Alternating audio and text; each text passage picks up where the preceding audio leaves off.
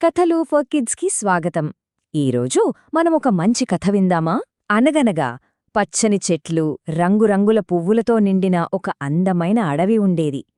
ఆ అడవిలో ఒక సింహం ఉండేది. అదేంటో అడవికంతటికీ రాజనమాట. చాలా బలమైనది. అందుకే జంతువులన్నీ దాన్ని చూసి ఎంతో గౌరవించేవి.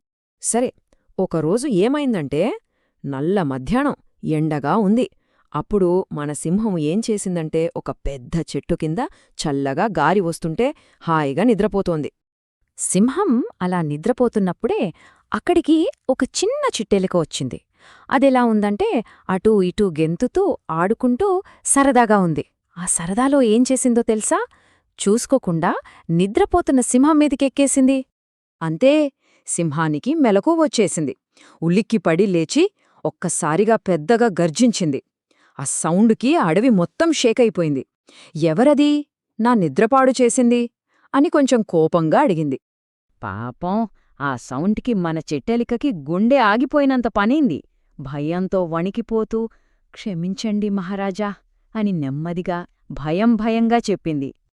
సింహం కిందికి చూసింది. అక్కడ వణికిపోతున్న అంత చిన్న ఎలుకను చూసేసరికి దానికి నవ్వొచ్చేసింది. అరే, నువ్వా పనిచేసింది? ఇంత పెట్టలా ఉన్నావేంటి? నీలాంటి దానివల్ల నాకేం ఉపయోగం చెప్పు అని కొంచెం ఎగతాళిగా నవ్విందన్మాట. సింహం అలా అనేసరికి ఎలుకకి కొంచెం ధైర్యం వచ్చింది. మహారాజా, మీరు అలా అనకండి. చిన్నవాళ్లైనా పెద్దవాళ్లైనా ఎవరివల్ల ఎప్పుడు సహాయం అవసరమో ఎవరూ చెప్పలేరు కదా అని చాలా ధైర్యంగా చెప్పింది. ఆ ఎలుకంత ధైర్యంగా మాట్లాడేసరికి సింహానికి మళ్ళీ నవ్వొచ్చింది. కాని ఈసారి ఆశ్చర్యంగా. దాని మాటల్లోని నిజాయితీ నచ్చింది. సరేలే, నువ్వు చెప్పింది కూడా నిజమేనేమో, వెళ్ళు అని దాన్ని వదిలేసింది. అమ్మయ్యా అనుకుంటూ ఆ ఎలుక ప్రాణాలు అరచేతిలో పెట్టుకుని అక్కడ్నుంచి పరుగెత్తింది. సరే, ఈ సంఘటన జరిగి కొన్ని రోజులైంది. ఒకరోజు మన సింహం ఎప్పటిలాగే అడవిలో హుందాగా నడుచుకుంటూ వెళ్తోంది. అలా వెళ్తుందో లేదో ఉన్నట్టుండి దేంట్లోనో ఇరుకుపోయింది. ఎవరో వేటగాళ్లు పన్నిన పెద్ద వల అది. అంతే, సింహం ఆ వలలో పూర్తిగా చిక్కుకుపోయింది.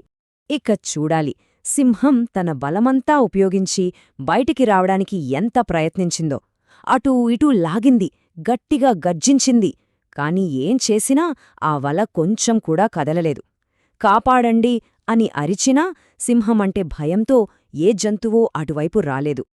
పాపం, సింహానికి ఇక ఆశ పోయింది. ఇంక నా పనైపోయింది అనుకుంటున్న టైంలో ఎక్కడనుంచో ఒక చిన్న శబ్దం. ఏంటా అని చూస్తే అదే మనమనుకున్న చిట్టెలకే ఆ వల దగ్గర నిలబడుంది. ఆ ఎలుక సింహాన్ని ఆ స్థితిలో చూసి ఒక్క నిమిషం కూడా ఆలోచించలేదు. వెంటనే అక్కడికి వెళ్ళి తన చిన్న పదునైన పళ్లతో ఆ వలతాళ్లని కొరకడం మొదలుపెట్టింది. టక్ టక్ మని శబ్దం వస్తోంది. అది చాలా ఓపికగా ఒక తాడు తర్వాత ఇంకో తాడు అలా కొరుకుతూనే ఉంది. దాని చిన్నపళ్లే అయినా కత్తిలా పనిచేశాయి. అలా కొంచెం సేపటికే చివరి తాడు కూడా టప్మని తెగిపోయింది. అంతే, సింహం ఆ వల నుంచి పూర్తిగా బయటపడింది. హమ్మయ్యా అని స్వేచ్ఛగా గాలి పీల్చుకుంది. బయటపడ్డాక సింహం తనని కాపాడిన ఆ చిన్న ఎలుకవైపు చూసింది. దానికి మాటలు రాలేదు. అంత పెద్దదాన్ని ఇంత చిన్న ఎలుక కాపాడటమా అని ఆశ్చర్యపోయింది. మనసంతా కృతజ్ఞతతో నిండిపోయింది. సింహం చాలా నెమ్మదిగా ఎలుకతో ఇలా అంది.